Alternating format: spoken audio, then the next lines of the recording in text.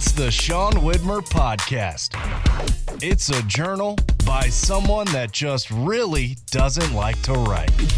Happy Monday. Thanks for tuning in to the podcast. If I could, I would also flip off the Seattle Seahawks fan that had the sign, biggest, what would it say, biggest bust? What a bad thing to have to look up a sign right off the bat. Let's see.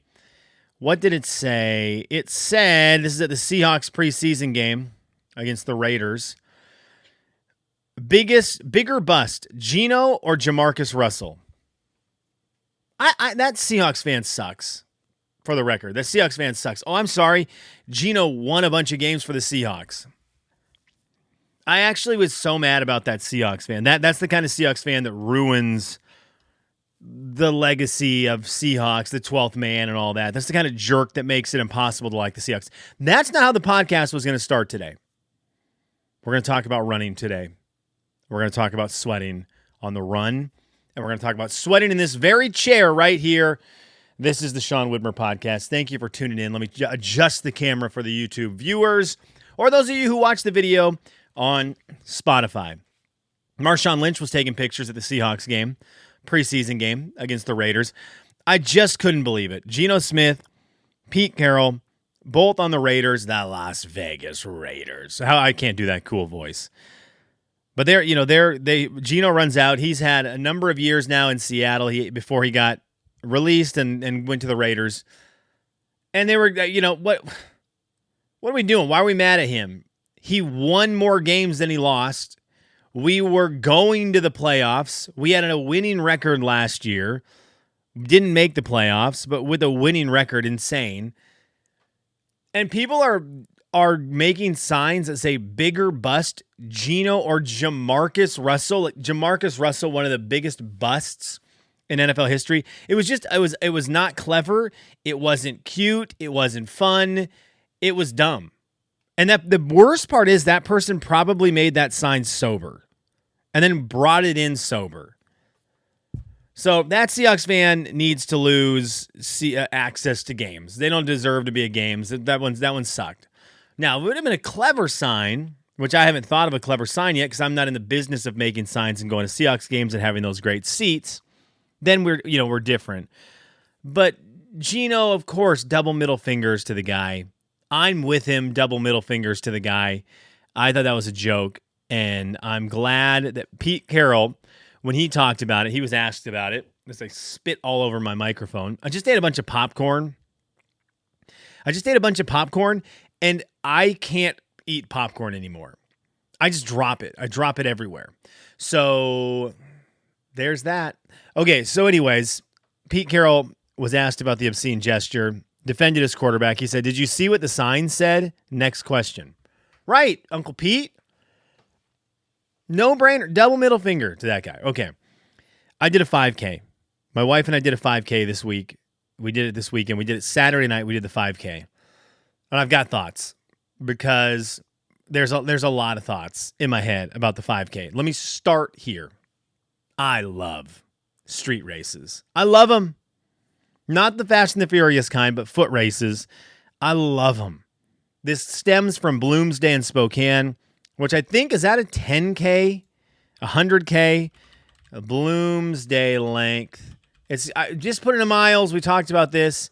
A 12K, 7.46 miles. So Bloomsday, a 12K, in one of the biggest street races in America. Is that still a thing? Lilac Bloomsday Run. Does it say here? Because I feel like at one point it was called like the world's biggest public street race or something like that. I'm looking at the numbers. Registrants. There are some crazy numbers in here. 1996, 61,000 people ran Bloomsday. And let's see what recently it's been. 32,000 this year. 56,000 in 2011. I don't know what happened 2020, but numbers seem to dwindle. It wasn't even on the right weekend. Weird. Anyhow, Bloomsday rules. 12K. Done that a number of years. I think it's super awesome. A cool community event. Everyone gets together. They run. There's a lot of fun festivities around it. Bloomsday happens in the morning. You go, you run, and then afterwards you go, you get brunch with your family and friends. You go get drinks with your family and friends. You go home and pass out on the couch. It's really cool. So I always love that kind of stuff, and I love any kind of city activity that's happening. So this 5K goes through downtown Lexington. It's called the Midsummer Nights Run. Okay? Starts at 7:30. I was beyond disappointed in the amount of people who do a Midsummer Nights Run in Lexington. Midsummer Nights Run. Let's see what this ode to William Shakespeare brings in terms of numbers. Doesn't even have a Wikipedia page. So Bloomsday has a Wikipedia page. I wish I knew the numbers. They're going to be inflated, which is fine. 3,000 people, right?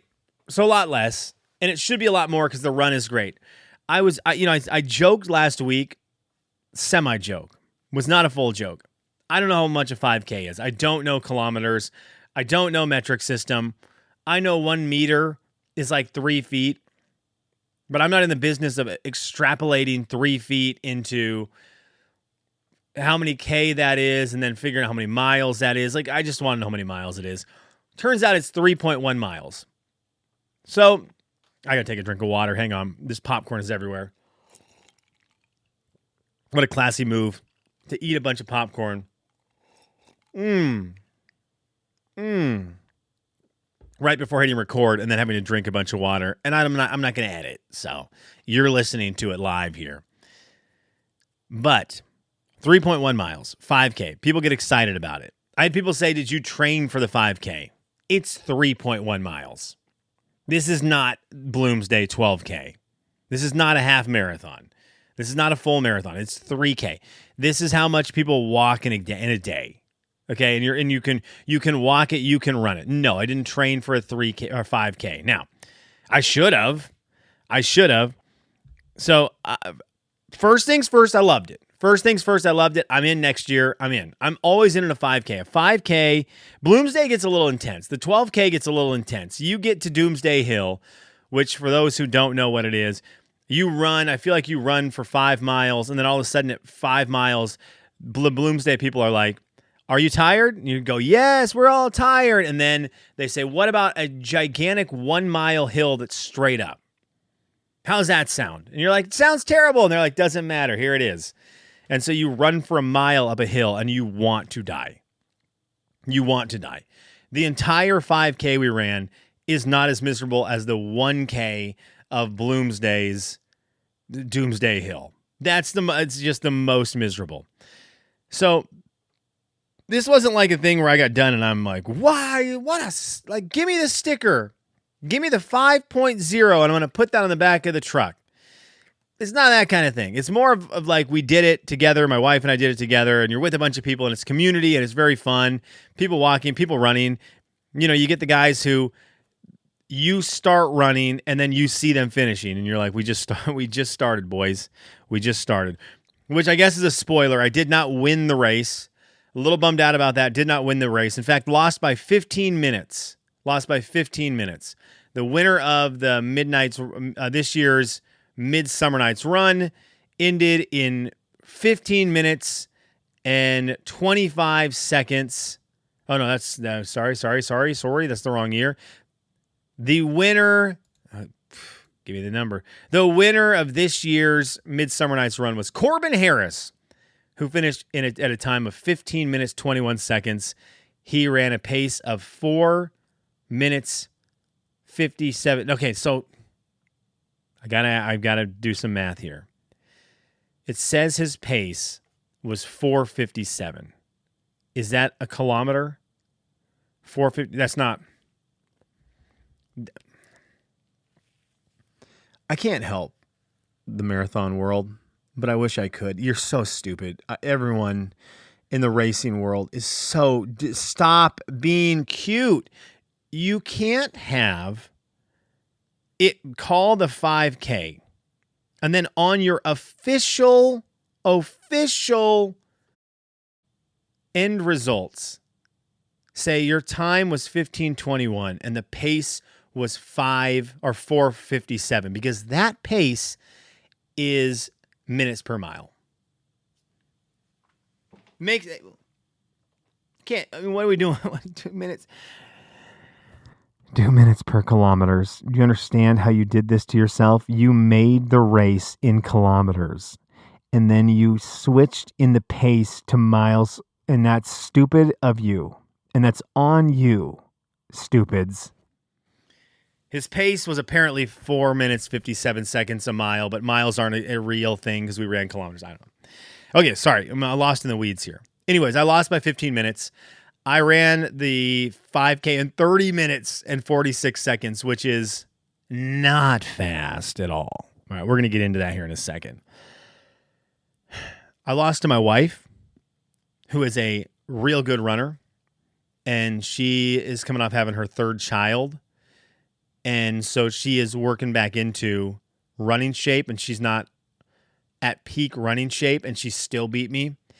I think she was 30 minutes, 22 seconds. I was 30 minutes, 46 seconds, something like that. But there were some realities that hit with me on this run because I ran what I thought was running, okay? From the beginning, I was like, all right, I've got a good pace. I'm doing this thing. I'm going. And I know I'm not a good runner. I'm not a fast runner. I never have been. But I felt good. I'm like, okay, I've got a good pace going. Yeah, let's go. And, you see people burn by you that you go, why are they burning by me? But they're going to be runners. Let runners be runners. But about halfway through the 5K or the 3.1 miles, depends on what you go with, pacing or the event's name, I started noticing people walking by me. That was a bad part of the race for me because I am quote running, feeling like I'm running. And I'm seeing people just walk by me real fast. And I was like, that's not great. Because you can't justify that in your head when it's happening. You can't go like, well, maybe they're right. Maybe that's how they run. You can't do it. You physically see them walking by you. Heel and front foot, back foot are on the ground at the same time for a moment. They're walking. And they just burn right by me. So many Ks per hour. And I am running and holding on for dear life, and they blow by me. So this is about the halfway point. I knew things were bad, but earlier on in the race, I kind of got off to a good start. My wife was behind me. She passes me. This is probably at K2, K marker 2. And so I'm like, okay. Once she passed me and I saw her, I was like, I've got to use her as my pace car because I can't get blown out in this race. So I just keep up with her. And I'm like, this is actually great. And I try not to get next to her because I know that's going to bother her. And so I just kind of stay back and I go to the far side of the road and I'm just like keeping pace with her because I know she can run and this is good. She's got like a run in her headphones that's explaining what she should be doing. So I'm like, okay, I'm going to latch onto that. So I kind of cruise with her. And then all of a sudden she starts to slow down and I'm like, well, I can't slow down because if I start to slow down, I won't be able to speed up again. I got to keep going. So I just keep going. And I notice she's a ways back. And then I notice she's sitting down taking her shoe off.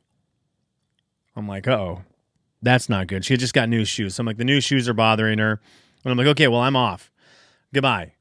And then you run down and you turn around. And so when you're running out for the 5K, and then you make a U-turn and you start running back so you can see people running at you, and then you're running back at them on the opposite side of the street. And I saw her running, and she was running hard. And I thought, she changed her shoe, and my lead is not safe. And it was not. As at the very end, with less than 3 minutes to go, I look up, and I just see zoom, and a sprint by me.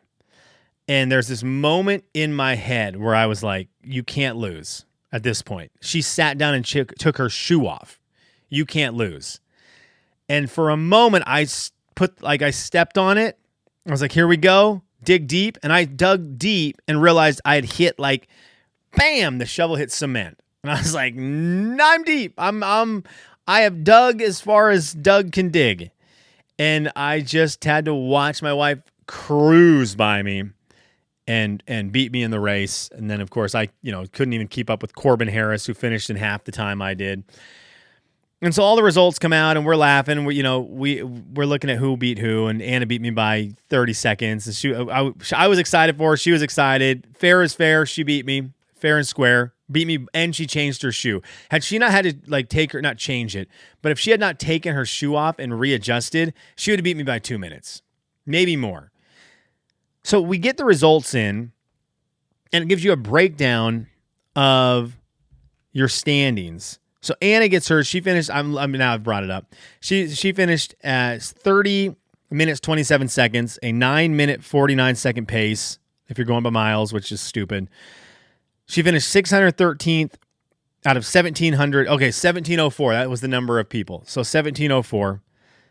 She was 28th of 110 in females her age. Okay, 35 to 39. She was 28th of 110. That's really good. So I was very proud of her. So then I looked at my stats. I'm like, okay, 30 minutes, 46 seconds, a 9-minute, 55-second pace, under 10 miles, under 10 minutes a mile. Flying. Okay.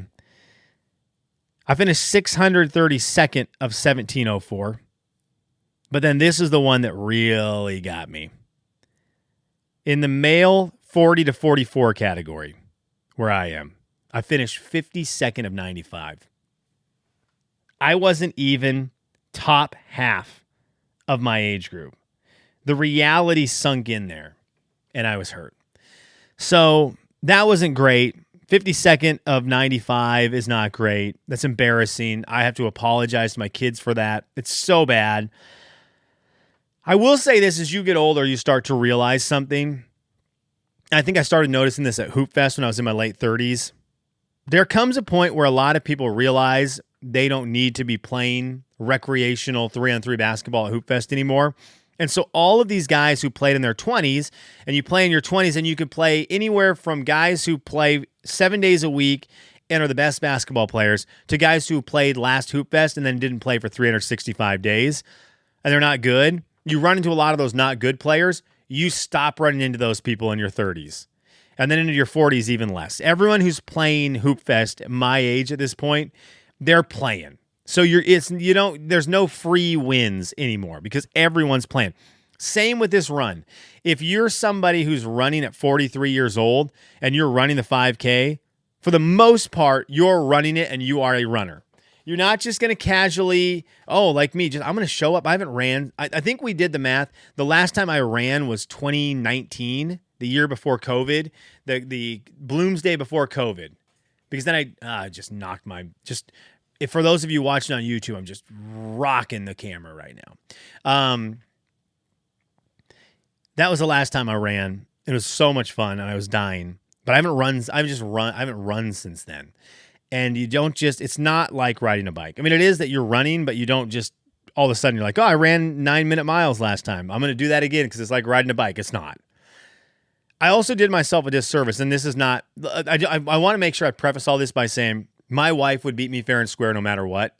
But this was one thing that I realized, like, how dumb of me. One thing was not dumb of me that I'm getting a lot of grief for. The other one was dumb of me. The thing that was not dumb of me, everyone was ripping my shoes. I showed up in my Nike skateboard shoes. They got a big hole in the side from doing tricks. When you do a trick on your skateboard, you drag your foot up the grip tape and it rips a hole in your shoe. I love it because I know what that hole means. I know what it represents. It represents hours and hours and hours and hours of trying to do kick flips and heel flips and ollies. And that's what it represents. To other people, it represents homelessness. But to me, it represents hard work and dedication, the hole in the side of my shoe. And so I had these shoes. Now, they also have a hole kind of in the bottom because, again, I've just beat these things to shreds because I've skateboarded in them a lot. I wore those to run in. I don't have running shoes. And I showed up and everyone was like, you're going to run in those? I'm like, yeah, I'm going to run in these. Like, what are we doing here? I'm 43 years old. I'm not Usain Bolt, right? I'm not going up against Corbin Harris, who finished first in 15 minutes. I'm just hanging on for dear life. So yeah, I'm going to run in these. Now, I mean, I get, but if I had a pair of running shoes, if I got a pair of Brooks, if Brooks sponsored me, am I going to shave off 3 minutes? I'd be curious to know. I can't imagine that's going to happen. Anyways, I took so much grief about these shoes. It carried over to today. I was still getting grief about the shoes I wore today.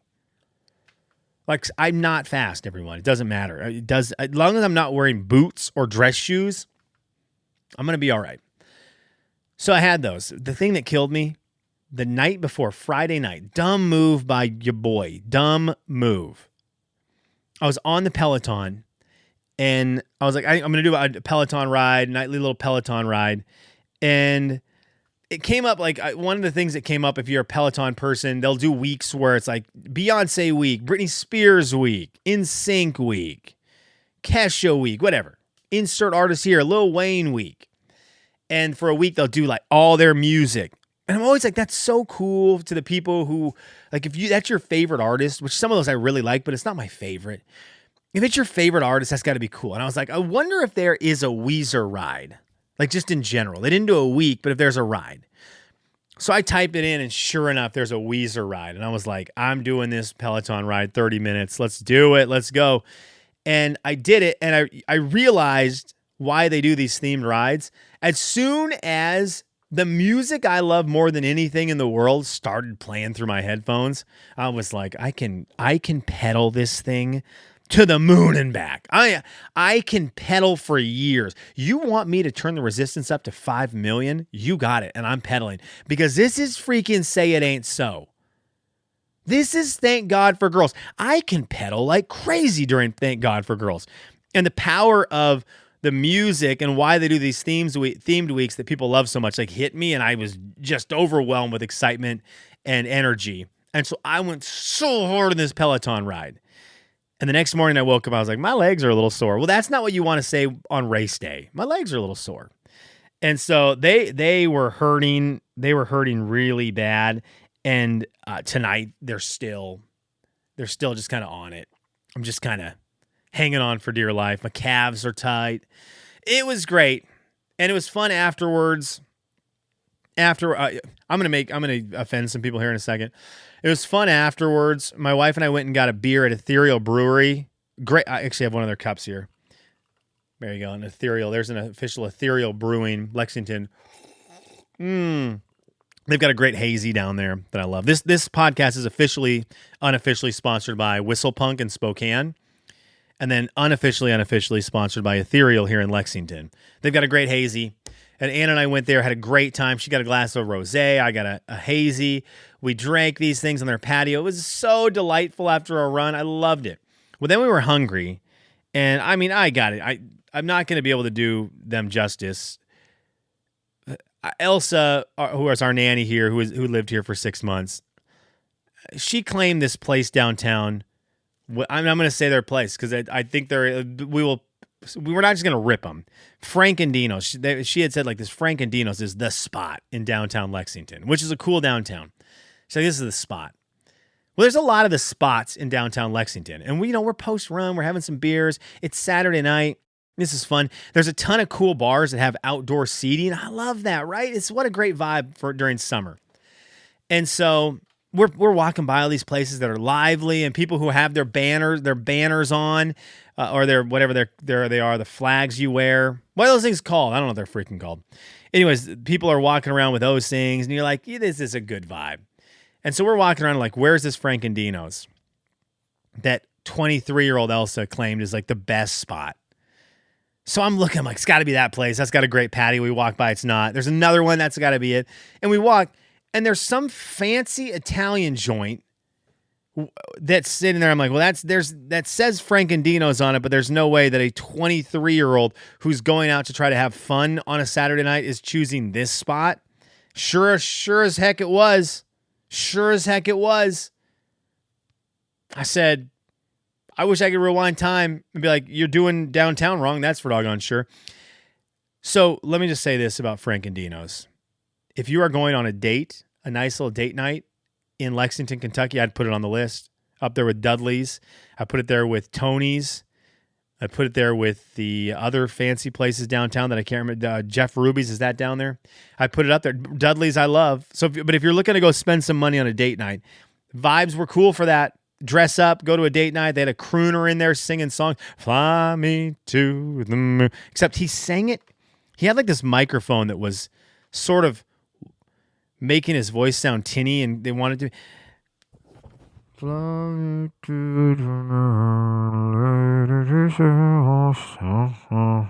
It was so you couldn't quite understand the words, like maybe he didn't know them.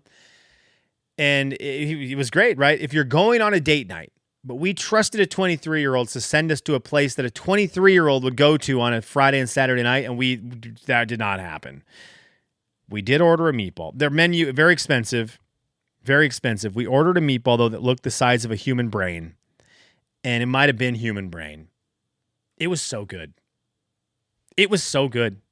It rocked my world. We walked in, I looked at Anna, I said, I can tell you how I know I'm not going to like a place right now when all the TVs at their bar did not have the football preseason game going, and instead they had horse racing. I said, I get it, Lexington, you're cute, you like horse racing, but there's an NFL game going on right now. We walked into a place where the bar doesn't have it. I'm not going to lie, this is not the spot right now. I was right. But then they threw this meatball out that probably cost $500. And it was so wonderful. And it was so delicious. And I everything changed. All my complaining was gone. All my anger. I was still angry at Elsa that that's where she decided to go as a 23-year-old trying to go out. That made me sad. But my anger as a 43-year-old who came in 52nd of 80 something. What was it again? But I need to remember it forever. 52nd of 95. My brain was happy because it was a meatball. A doggone good meatball. So we ate there, and, weirdly good. But the second we walked out, I'm like, we got to go to a bar that has an outdoor spot. I've got to get one more beer. And that's not, like, they only had domestics at their place. I'm like, I just need a beer that's not domestic. And so we went over right across the street, 30 feet away. There's a bar with all these people milling around outside, having the weekend vibe you're looking for.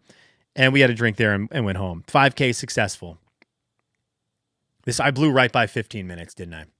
Do I keep talking? I have more for the podcast. Do we do it? Is that all I have for the 5K? Oh, 5K. I got the shoes. People I told you today, people were still talking to me about the shoes. I'm not getting running shoes. And my wife was like, you can just go get running shoes. Like, go buy running shoes. And I don't know how much running shoes are. I'm assuming they're $60, $70 for a good pair of running shoes. I don't want to. If I'm going to spend money right now, I'm going to save up and spend $150 on this game that I want. That's what I want. 3 books, board, little figures, dice, $150. That's what I want. So if I'm supposed to get running shoes, take that $60, put it in an envelope, and then the next time I'm supposed to get something that I don't really want, put that in an envelope, and when it gets to $150, give me that money, and I'm going to get something that I'm actually going to use a ton. All right, there you go. All right, let's take a drink. Let's recalibrate. This 15-minute podcast continues here in a moment. Everyone take a break. Get a little cough out. Cough some popcorn kernels up. This is no longer enjoyable for everyone. We're nerding out. I've got to talk about my Friday night. Besides getting on the Weezer run or the Weezer bike ride, I did something Friday night. I love my tabletop role-playing games. I love them. My Dungeons and Dragons. And for those of you who don't know, there is Dungeons and Dragons, and then there's a ton of different games that are that style of game, a tabletop role-playing games, tons of them. And one of them came out months ago by a group of people that got extremely famous and extremely wealthy off of Dungeons and Dragons. Water. They played live on the internet, and their channel blew up. Critical Role. Blew up. And they became like multimillionaires off of this game. Hang on. I got to sneeze. Do I have to sneeze? I'm looking at the light. I just cough. Okay. They became multimillionaires off this. They're awesome. They're really good. They created their own role-playing game. So it's called Daggerheart. And I got it when it first came out. And now you can't find it. It has sold out worldwide twice. They just made this announcement last week. They can't keep it in stores. You can't find it in stores. You can buy the PDFs online, but you can't get the physical book because it sells out so quickly. It's really cool. Well, I've had it, and I wanted to play it forever. So my wife was out of town last week. Friday night rolls around. I got nothing to do. And I'm like on the Discord server for Daggerheart, where I go and I kind of read up like, oh, here's some news they're doing. Here's some new stuff they're adding. I've never played the game. I want to. I've seen people play it. It looks cool. I just weirdly get this wild hair. And I post in the Discord, hey, this is on Friday morning. Hey, if anyone wants to play Daggerheart tonight, I'll run the game tonight.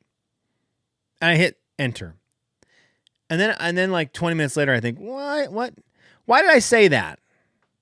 And I look, and 3 people have immediately responded. They're like, we would love to. Can't wait. 9:00. I go, okay. I have 3 kids. I'm by myself. I've got to work today. Then I've got 3 kids. They're not going to be all in bed until 8:00. And then this game starts at 9. I don't know what I'm doing. So for these games, if you're running them, what happens is you're the game master. You are presenting these 3 players with a story that they're going to play through. And they're going to live inside of this world you've created in your head. And then we're going to all 4 make a story together. And they're going to play in this world and interact with it and try to solve the mystery you've laid out there for them. And they're going to try to do it in a fun way and maybe fight a bunch of people, maybe not, maybe whatever. So throughout the day, I'm panicked. I don't know all the rules. The rule book's thick. I've read hardly any of it. I have no time on Friday to read any of it because I've got the kids and I'm working. So during work, I'm not thinking about it because I'm working. I'm on some phone calls, but every time I hang up a phone call, I'm like, what time is it?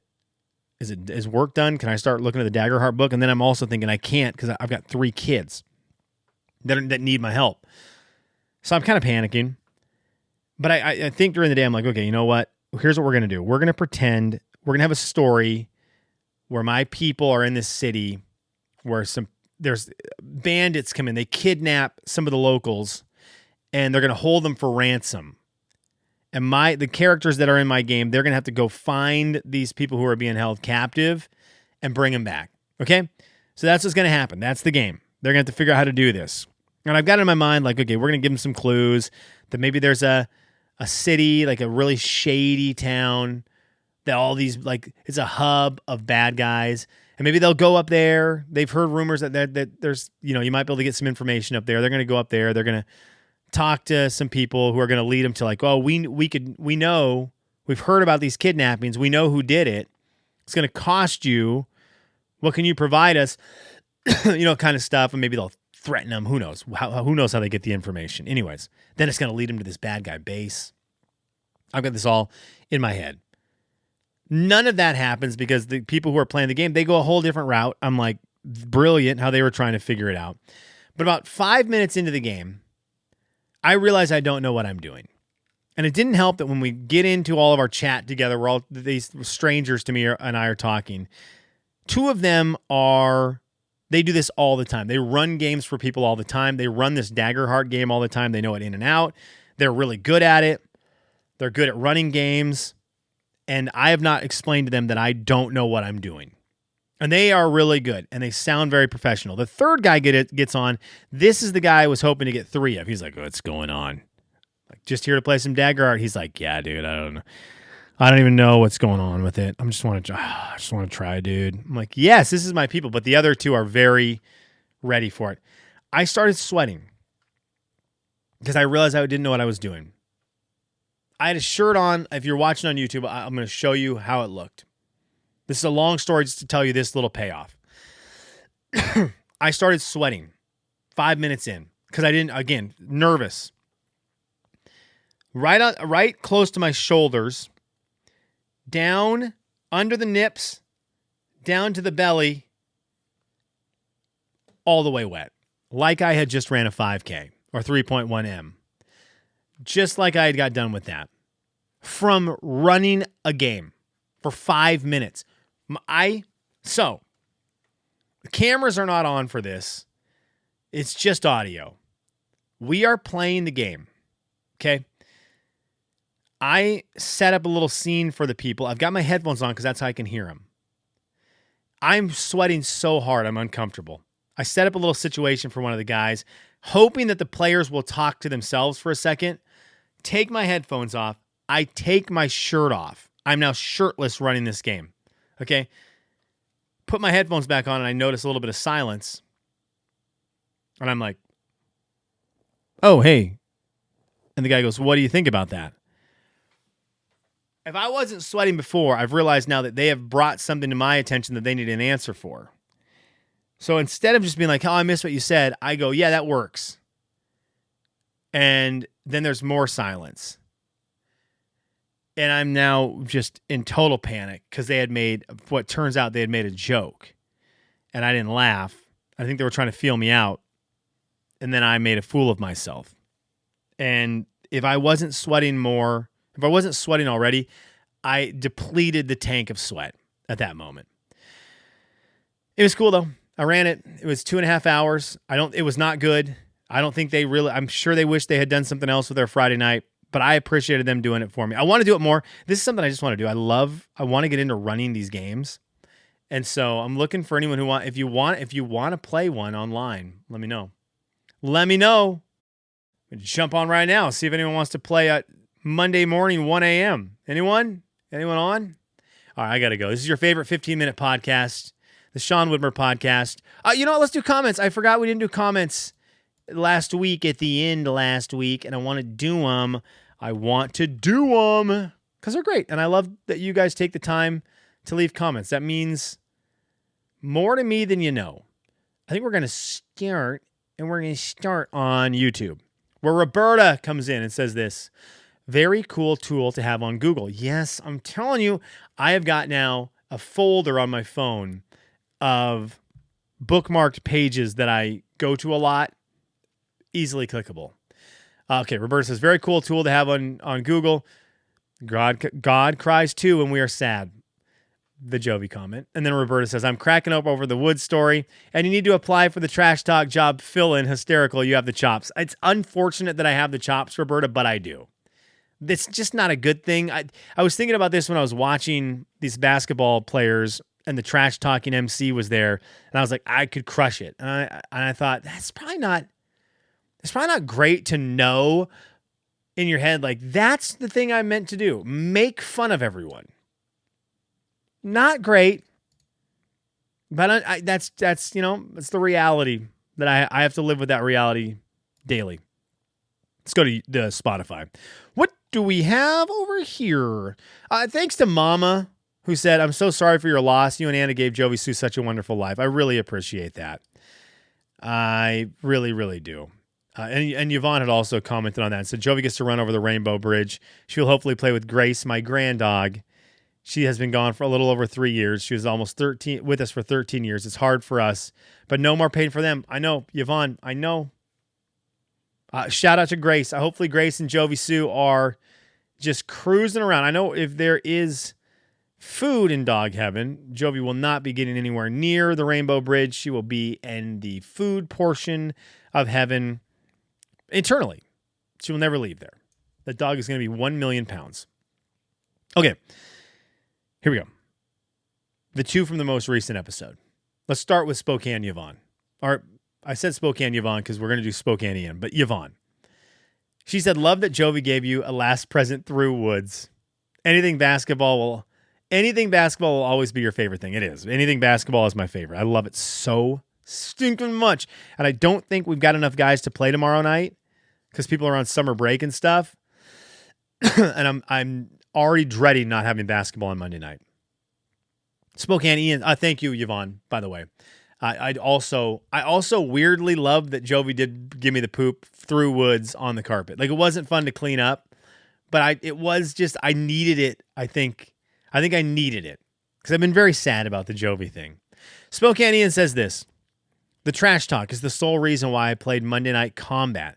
It was such a crappy game, but they had commentators talking all sorts of trash about how the players were doing it. About how the players were doing. It was the best. Dude, I don't know what Monday Night Combat is, but I know this. If they had MCs like that, it's so fun, right? Monday Night Combat. What is Monday Night Combat? Oh, okay, dude, Monday Night Combat is a video game I don't really know about. Came out in 2010.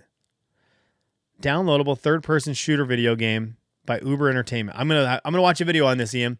This has nothing to do with anything. The game 1 versus 100 needs to make a comeback on video games. And that was one of my favorite video game moments of all time. Was with my girlfriend at the time, setting our calendars to, I think it was Friday nights at like, was it 7:00 Pacific time? I think is what it was. And they ran a real game show live on Xbox, 1 versus 100. And you would play it live with everyone, and it was awesome. And those core memory, video game core memory moments was 1 versus 100 live games on the Xbox. All right. It's been a fun 15 minutes. Thank you for spending them with me.